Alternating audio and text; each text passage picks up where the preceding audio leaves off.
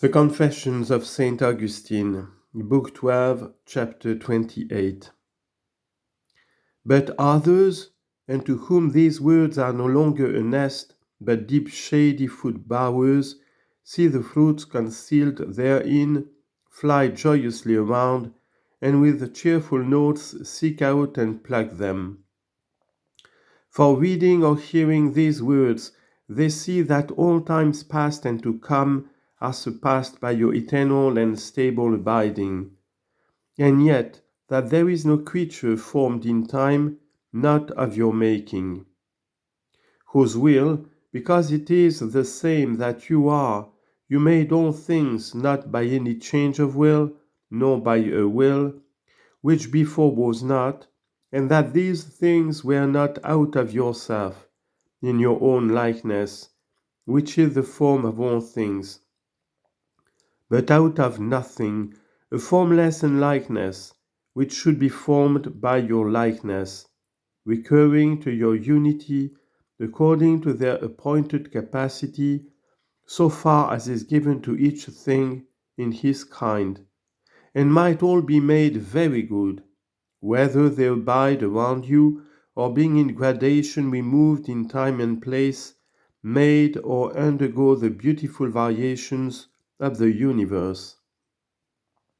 These things they see and rejoice in the little degree they here may, in the light of your truth.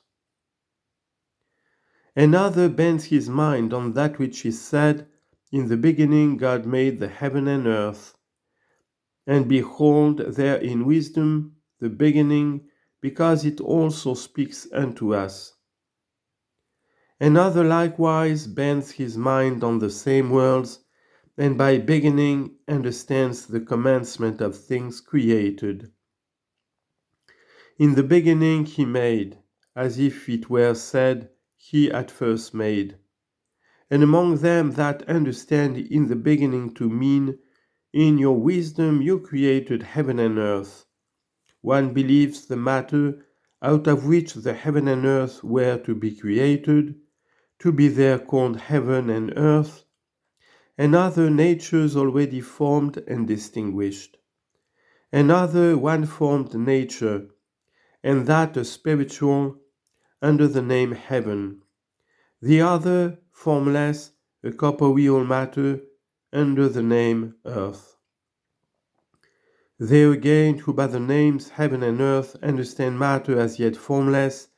out of which heaven and earth were to be formed, neither do they understand it in one way,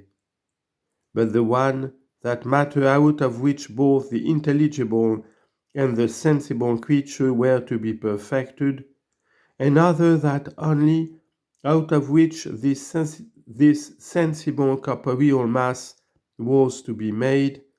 containing in its vast bosom these visible and ordinary natures. Neither do they, who believe the creatures already ordered and arranged to be in this place, called heaven and earth, understand the same. But the one both the invisible and visible, the other the visible only, in which we behold this lightsome heaven and darksome earth, with the things in them contained.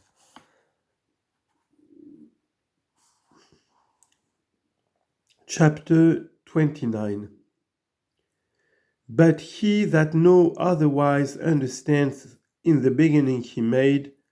than if it were said, at first he made, can only truly understand heaven and earth of the matter of heaven and earth,